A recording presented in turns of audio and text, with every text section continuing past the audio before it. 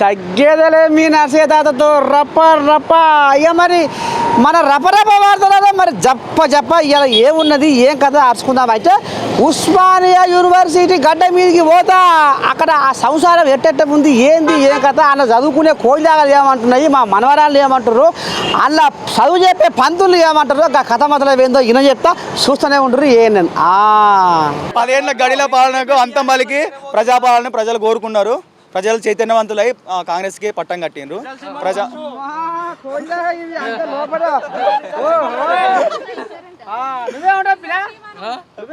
నేనేమంటున్నా, ప్రజాపాలన మంచిగా ఉన్నది. రేవంత్ రెడ్డి గవర్నమెంట్ మంచిగానే ఉన్నది, పరిపాలన బాగా చేస్తున్నది. రైతు భరోసా అనేది దశల వారీగా ఇస్తాడు, మార్చి 31 వరకు ఇచ్చేస్తాడు. చెప్పినా మరి ఇప్పుడు మీ పరీక్షలు ఎట్లా జరుగుతున్నాయి, ఏంది ఏ కథ, ప్రశ్నలు గొట్టు వస్తున్నాయా అల్గా వస్తున్నాయా? పరీక్షలు మంచిగానే ఉన్నాయి ఇప్పుడు ప్రస్తుతానికి. గ్రూప్ 1 రిజల్ట్ ఇంకా రాలేదు. అంతే. మరి ఇప్పుడు ఈ పరీక్షలలో గొట్టుకుందా అల్కగుందా వ్యవహారం? ఈ పరీక్ష మాదే కదా సెమిస్టర్, ఎట్టున్న రాస్తాం మేము.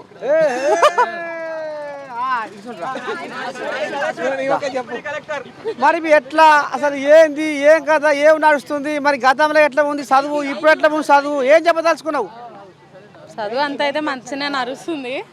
ఇప్పుడు మాకు మెయిన్గా స్టూడెంట్స్కి అయితే ఇప్పుడు మొన్నటి గ్రూప్స్ రిజల్ట్స్ అయితే తొందరగా ఇవ్వాలని కోరుకుంటున్నాం. February 1 అన్నారు, ఇంకా రాలేదు. March 1 వీక్ అంటున్నారు, ఇంకా వస్తలేవు. మరి అది ఎంతవరకు తీసుకుపోతారో చూడాలి మరి కదా. దాన్ని అంటే గతం కంటే జర ఇప్పుడు జర నయం అనిపిస్తుందా? పోతుందేనా? నడుస్తుంది. మరి కొత్త నోటిఫికేషన్ ఎప్పుడు వస్తాయి ఏంది వీటి మీద ఏం క్లారిటీ లేదు ఇప్పటికైతే. మొత్తం సాగదీస్తున్నట్టే అనిపిస్తుంది. జాబ్ క్యాలెండర్ అని మళ్ళా క్యాస్ట్ సెన్సెస్ అని ఇవన్నీ చాలా డ్రాగ్ చేస్తున్నట్టు అనిపిస్తుంది. సో మరి దాని మీద క్లారిటీ మాకు ఇచ్చేసి ఏదైనా యాక్షన్ తీసుకొస్తే నాకు నమ్మకం వస్తుంది. ఈ యూనివర్సిటీలో సౌలతులు మంచిగా ఉన్నాయి, అవుతుందేనా? ఏమైనా జర్ర మార్పు ఏమైనా మొదలు అయిందా? లేదు, ఇంకా పర్మనెంట్ ఫ్యాకల్టీ ఎవరు లేరు ఇక్కడ. ఓన్లీ టెంపరీ కాంట్రాక్ట్ వర్కర్స్ ని తీసుకొచ్చి చెప్పిస్తున్నారు క్లాసెస్ అన్ని. కొంచెం పర్మనెంట్ ఫ్యాకల్టీ ఉంటే బాగుంటది. పర్మనెంట్ ఫ్యాకల్టీ కావాలి, ఇంకా వేరే అంతా బాగానే ఉంది. అంతేనా? ఎట్టనే సదుపాయాలు యూనివర్సిటీ గిట్టబోతుంది. ఓ అమ్మా, నువ్వు రేపు కలెక్టర్ పెట్టి అవుతావు, డాక్టర్ పెట్టి అవుతావు, ఇప్పుడే బెదిరిపోతుంది ఎవరు? ఏం చెప్పదలుచుకున్నావు మరి ఇప్పుడు ఉస్మానియా యూనివర్సిటీ గురించి? ఎట్టే ఉంది కథ? బాగానే ఉంది, కాకపోతే కొంచెం లైక్ వేరే ఫీల్డ్ వాళ్ళకి ఫీల్డ్ ట్రిప్స్, ఎగ్జిబిషన్స్ అట్లాంటి కొంచెం అంటే ఎడ్యుకేషన్ ట్రిప్స్ అలాంటివి కూడా చూపిస్తే బాగుంటుంది అని ఒపీనియన్. ఇంకా రెగ్యులర్ స్కాలర్స్తోనే కాకుండా పర్మనెంట్ వాళ్ళతో చెప్పేయడం కూడా కొంచెం మంచిదని అనుకుంటున్నాను. ఇప్పుడు ఏం కోరుకుంటున్నావు అసలు ఏంది మరి? ఇప్పుడు సర్కార్ నుంచి ఏం కోరుకుంటున్నావు? గతంలో కథ ఏంది? గత 10 ఏళ్ల నుంచి గడిల పాలన బీఆర్ఎస్ లాంటి ప్రభుత్వాలు చేయడం వల్ల యూనివర్సిటీలు అనేది భ్రష్టు పట్టిపోయినాయి. దాన్ని మంచిగా తీసుకురావడానికి రేవంత్ రెడ్డి సర్కారు అనునిత్యం ప్రయత్నిస్తుంది. ఇంకోటి గ్రూప్ 1 రిజల్ట్ అంటారు. గ్రూప్ 1 రిజల్ట్ అనేది గత బీఆర్ఎస్ ప్రభుత్వంలో 2 సార్లు పేపర్ లీక్ అయింది. దాన్ని పారదర్శకంగా తీసుకొని రేవంత్ రెడ్డి సర్కార్ గారు ఒక యుద్ధ ప్రాతిపదికన తీసుకొని దాన్ని ఒక పారదర్శకంగా నిర్వహించి దాని యొక్క రిజల్ట్ లేట్ అయినా కూడా అది అందరికీ మంచి ఆమోదయోగ్యంగా ఉండే విధంగా రేవంత్ రెడ్డి సర్కార్ నిర్ణయం తీసుకుంటుంది. ఇంకా ప్రజల కోసం, విద్యార్థుల కోసం రేవంత్ రెడ్డి సర్కారు ఎప్పుడు ముందర ఉంటుందని ఈ గడిల పాలన ఈ బీఆర్ఎస్ ప్రభుత్వం కాకుండా కాంగ్రెస్ అనేది ఒక విద్యార్థుల పక్షాన, ఒక నిరుద్యోగులకి, ఒక రైతులకి మంచి చేస్తుందని మేము నమ్ముతున్నాం. ఇది గోళ్ళ గట్టిదే, ఇది వాంబో, ఇది చిన్నసన్నది ఏం కాదే. రేవంత్ సర్కార్ వచ్చినాక మరి ఇప్పుడు కాలేజీలల్లో, యూనివర్సిటీలల్లో కథ ఏ రకంగా నడుస్తుంది, గతంలో ఎట్లా ఉండే, ఏం చెప్పదలుచుకున్నావు ఉస్మానియా యూనివర్సిటీ గురించి? సౌలతులు ఎట్లా ఉన్నాయి, చదువు ఎట్లా ఉంది, పరీక్ష పేపర్లు ఎట్టున్నాయి, మీ చదువు పంతులు ఏమంటారు, ఏమంటావు ఇలా? పర్మనెంట్ ఫ్యాకల్టీ అయితే ఇక్కడ లేదు, అది కోరుకుంటున్నాం మేము. ఫస్ట్ ఆఫ్ ఆల్ అది ఉండాలి మనకు. అది ఉంటేనే మాకు ఆ బుక్స్ జ్ఞానం అనేది మాకు అందుబాటులో ఉంటుంది. ఎంతైనా ఇప్పుడు పర్మనెంట్ ఉన్న సార్ వాళ్ళు ఉంటే ఇంకొంచెం మేము బాగా నేర్చుకోగలుగుతాం. ఆ సబ్జెక్ట్ గురించి ఎక్కువ మేము డెప్త్గా నేర్చుకోవాలంటే పర్మనెంట్ ఫ్యాకల్టీ కంపల్సరీ ఉండాలి. మొదటగా పర్మనెంట్ ఫ్యాకల్టీ మాకు కావాలి. అదొక్కటి విన్నవించుకుంటున్నాం, కాలేజీ రావాలి అంతే. జర చెవులో పెట్టు కోయినాకలు జర వ్యాపారాలు ఆడుతున్నాయి, వాటికి షెడ్డో పాటో ఏదో సాయం కావాలంటే కోరుకుంటున్నాయి. మరి ఇప్పుడు షెడ్డో పాటో మరి నువ్వు ఇక్కడ ఏం చేద్దాం అనుకుంటున్నాము, చదివి ఏం ఉద్ధరిద్దాం అనుకుంటున్నాము, మరి నిజంగానే చదువుతున్నావా లేకపోతే సందర్భంలో ఏమైనా గాలిస్తున్నావా? చదువుతున్నాం, స్కాలర్ కావాలనేది మా ఉద్దేశం. దానికి స్కాలర్ కావాలంటే పర్మనెంట్ ఫ్యాకల్టీ ఉండాలి. పర్మనెంట్ ఫ్యాకల్టీ వాళ్ళే మనకి గైడెన్స్ ఇస్తారు, వాళ్ళు ఉంటే బాగుంటుందని చెప్పి మేము ఆల్రెడీ లెటర్ కూడా పెట్టాము మేడం సార్కి. మీరు చూస్తాను కూడా మాట్లాడని చెప్పారు. మీ పెద్ద మంచివాడు ప్రిన్సిపాల్ సార్ ఎవరు ఉంటారుగా? సార్ కూడా చాలా మంచివాడు, సార్ కూడా చాలా మంచివారు. అంతేనా? బువ్వ పెడుతురు అయినా ఈడ పెట్టారు, ఆడ పెడతారు. హాస్టల్ ఉందా? ఉంది. సర్కార్దేనా? సర్కార్దే. మరి మంచిగా ఉందా తిండి? మంచిగానే ఉన్నట్టే, ఇంటి దగ్గర ఉన్నట్టేం లేదు. అంతేనా? ఏం కూరగాయలు ఎట్ట సంగతి? కూరగాయలు పెడుతురా, కౌసు పెడుతురా, పప్ప కూరగాయలు పెడుతున్నారు, కూరగాయలు పెడుతున్నారు. కౌసు పెడతలేరా? పెడతలేరు. మరి కోళ్ళకు రోగాలు జరిగాయి, ఏడు కాడ పిచ్చలో రాలిపోతున్నాయి అట. మరి ఆ రోగాలు మీకు రావద్దని పెడతలేరు ఏమో, అంతేనా? అంతే, అందుకే పెడతలేరు. మరి ఇప్పుడు చదువు సకదానం పెట్టడం ఉంది? మంచిగా ఉంది, మంచిగా చదువుతున్నా, మంచిగా తింటున్నా, మంచిగా వండుతున్నా. ఏం చదువుతున్నావు ఏం కాదు? ఫోన్ చేయ. ఏం పేరు నీ పేరు? లక్ష్మి. లక్ష్మి, ఏం చేస్తున్నావు బిడ్డ అంటే చదువుతున్నా అంటున్నావు కానీ మరి చదువు బాగా చదువు, జర షెడ్ పడు, మరి కొలువు కొట్టు. రేపు నేను చేసుకోపోతానే కూడా కొలువు కొట్టాలి. నువ్వు కొలువు కొడితేనే మరి ఆయన నీ కొలువు దొరుకుతాడు, అంతేనా కాదా? అంతే. అమ్మో తిరగలే మా మనవరాలు. చెప్పు మనవరాలా మీ దగ్గర? బైన్సా బాసర్ దగ్గర. బైన్సా నాకు ఎరకనా? ఎక్కడది? బాసర్ దగ్గర నిజామాబాద్, ఆదిలాబాద్. సరస్వతి. సరస్వతి సరస్వతి బీజ కైండ పడేది. మరి ఇప్పుడు ఎట్లా ఏంది ఏం కదా? నువ్వు ఏ ఉద్దేశంతో ఈ యూనివర్సిటీలో అడుగు పెట్టినావు? ఏం సాధిద్దాం అనుకుంటున్నావు జీవితంలో? నేను కలెక్టర్ అయ్యి మొత్తం మార్చేద్దాం అనుకుంటున్నా, సిస్టమ్ నే మార్చేద్దాం అనుకుంటున్నా. అంతేనా? మా రామసక్కని మనవరాలు దొరికింది. గిసవంటలే కావాలి నాకు, ముద్దుగా చెప్పినావు. మరి ఎట్లా ఏం జరుగుతుంది? ఏడ చూసి నీకు పానం కలక్కు అన్నది ఎందుకు ఆలోచన వచ్చిందంట? ఇక్కడ యూనివర్సిటీకి వచ్చి మంచి చదువుకుందామని వచ్చినా కానీ ఇక్కడ ఫ్యాకల్టీ సరిగ్గా లేదు, ప్రాపర్గా లేదు. అయ్యో, మేము ఒక పర్మనెంట్ ఫ్యాకల్టీ ఎక్స్పెక్ట్ చేస్తున్నాం.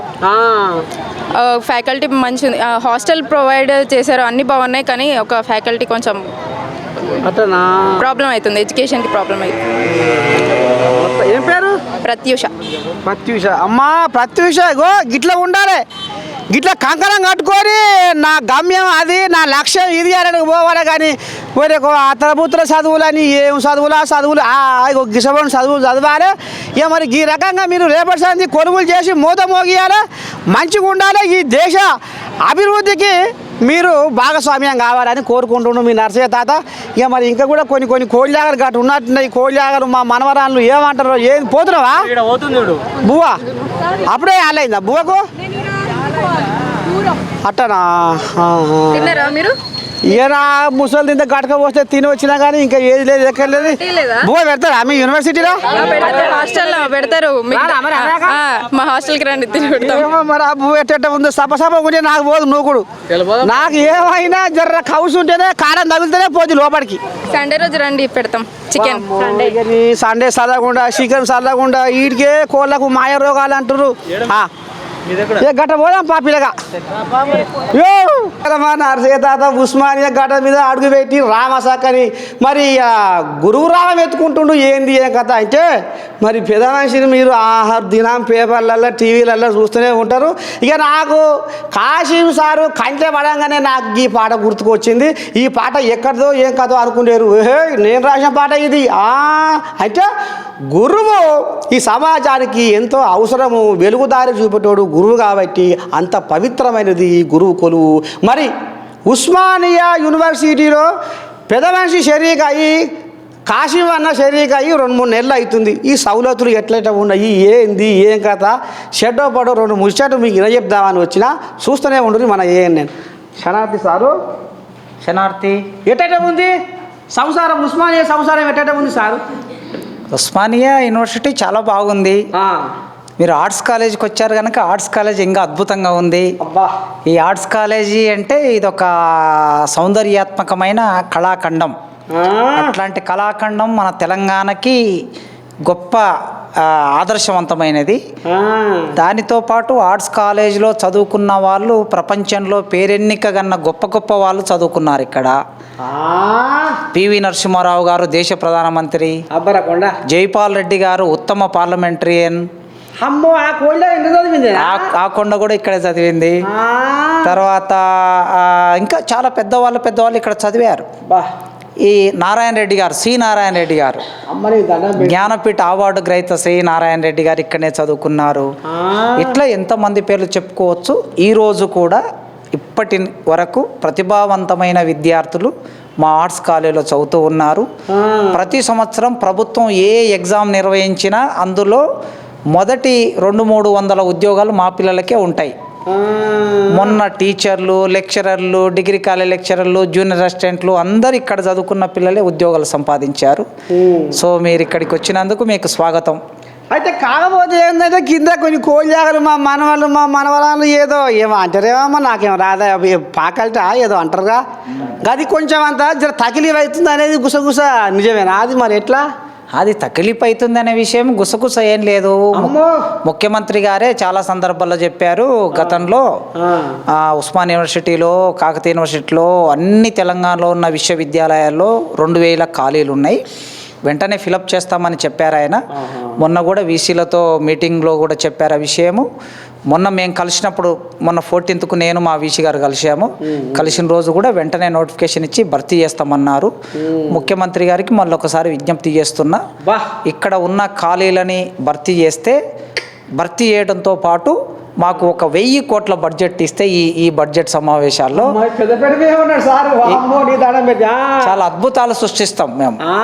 ఎందుకంటే ఇక్కడ మా ఫ్యాకల్టీ చాలా ప్రతిభావంతమైన ఫ్యాకల్టీ, పాఠాలు చెప్పేవాళ్ళు, చదువుకునే పిల్లలు కూడా చాలా ప్రతిభావంతమైన వాళ్ళు. మా దగ్గరికి వచ్చే వాళ్ళలో 80% మంది అమ్మాయిలు చదువుతున్నారు ఉస్మాన్ యూనివర్సిటీలో. అంటే 100 మంది చేరితే ఉదాహరణకి ఒక క్లాసులో 80 మంది అమ్మాయిలు, 20 మంది మాత్రమే అబ్బాయిలు ఉంటున్నారు.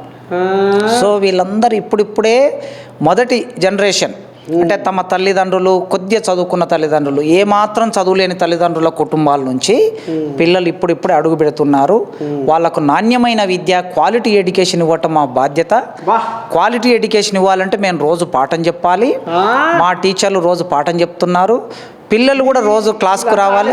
వీళ్ళందరూ ప్రొఫెసర్లే, ఇక్కడ నీ ముందు కూర్చున్న వాళ్ళందరూ ప్రొఫెసర్లు. అయితే ఈ సందర్భంలో మంచి సందర్భంలో వచ్చావు నువ్వు. మంచి సందర్భం ఏమిటంటే రేపు మార్చి 8వ తారీఖు వస్తుంది. ఇప్పుడు ఇక్కడ అందరూ మహిళలే కనిపిస్తలేరు నీకు? మార్చి 8వ తారీఖు వస్తుంది కనుక ఆ మార్చి 8వ తారీఖు నాడు మంచి ప్రోగ్రాం చేయాలనే ఉద్దేశంతో మహిళా ప్రొఫెసర్లు, మహిళా స్టాఫ్ అంతా ఇక్కడ కూర్చున్నాం, మేము మీటింగ్ పెట్టుకుంటున్నాం ఇప్పుడు. ఆ సందర్భంగా ఒక్కసారి మీ కెమెరా కూడా అందరినీ చూపించాలి. మా ఉస్మాన్ యూనివర్సిటీలో అమ్మాయిల శాతం ఎంత ఎక్కువగా ఉన్నదో ఫ్యాకల్టీ శాతం కూడా పెరగాలని కోరుకుంటున్నాం. ఇప్పుడు 1000 పోస్టులు ఖాళీగా ఉన్నాయి మా దగ్గర.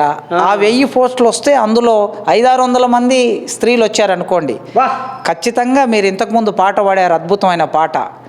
గురువు ఆయన మనసు ఊరి బయట చెరువు.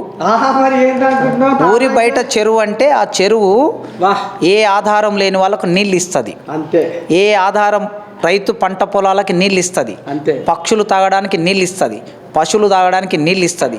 మొత్తం ప్రకృతిలో ప్రతి జీవికి చెరువు ఆధారం. అదేవిధంగా ప్రపంచంలో అందరికీ ఆధారం స్త్రీయే లేకపోతే ప్రపంచం లేదు. అట్లాంటి స్త్రీని గుర్తుపెట్టుకోవాలి, నిలబెట్టుకోవాలి. ఒక ఇంట్లో స్త్రీ చదువుకున్నదంటే కుటుంబం అంతా జ్ఞానవంతం అవుతుంది. ఒక ప్రొఫెసర్ స్త్రీ ఉన్నదంటే ఆ కాలేజ్ అంతా గొప్పగా ఉంటుంది. కష్టపడి పనిచేస్తారు. ఎందుకంటే ఇతర వ్యాపకాలు పెద్దగా పెట్టుకోరు, మనలాగా మగవాళ్ళలాగా. వాళ్ళు చిత్తశుద్ధితో పనిచేస్తారు, బాగు చేయాలనే దాంతో పనిచేస్తారు, ఓపికతో పనిచేస్తారు. కనుక రేపు వచ్చే 1000 పోస్టుల్లో మా యూనివర్సిటీలో 500-600 మంది స్త్రీలే రావాలి ప్రొఫెసర్లు కానీ కోరుకుంటున్నాను నేను. మొత్తానికి కాశీ సారు మాటలు ఇంటుంటే నీ పాడైపోను. ఇక నా ముసలి తీయాలి, నాకు బువ్వ పెట్టకుండా ఏం లేదు, కడుపు నిండిపోయింది బిడ్డలారా, మీరు ఏమని అనుకోరి. కానీ కాశీ సార్ నోట్లోకి వెళ్ళి ఇవాళ ఆనిముత్యాలాగా ఆ పలుకులు వస్తుంటే ఇవాళ ఏంది, ఇలా తల్లులు రామసక్కైన తల్లులు మరి ఏదో మార్చి 8వ తారీఖు ఏదో ఉపాయం చేస్తున్నారట. సారు మాటలు విన్నాక కూడా నాకు నేను రాసుకున్న పాట ఒకటి గుర్తుకు వస్తుంది.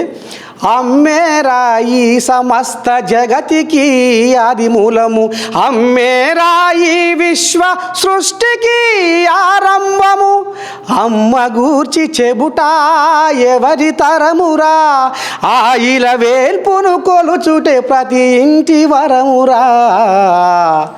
ఇగో గింత చరిత్ర ఉన్నది అమ్మకు. ఇప్పుడు కాసిం సారు ఉస్మానియా యూనివర్సిటీ గురించి ఎంత గొప్ప చరిత్ర చెప్పిండో, ఇగో అమ్మ చరిత్ర కూడా మరి మన పాటలో ఆ అర్థం ఉంది. కాబట్టి మరి నేటి ఎవరైనా పడుసు పోరగాళ్ళు ఉంటే ఆలోచన చేసుకోవాలి.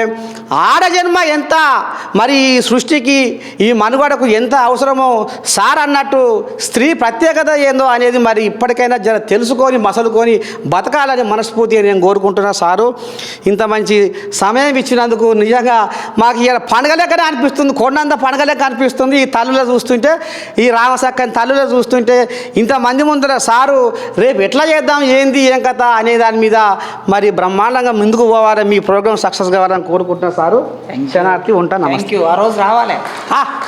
వామ ఈ తల్లులు సప్లై చేస్తలేరుగా, మరి రాంటలేరు పో అంటలేరు, అంతేనా? నేను చెప్పినానంటే వాళ్ళందరి తరఫున చెప్పానని అర్థం. ఆహా.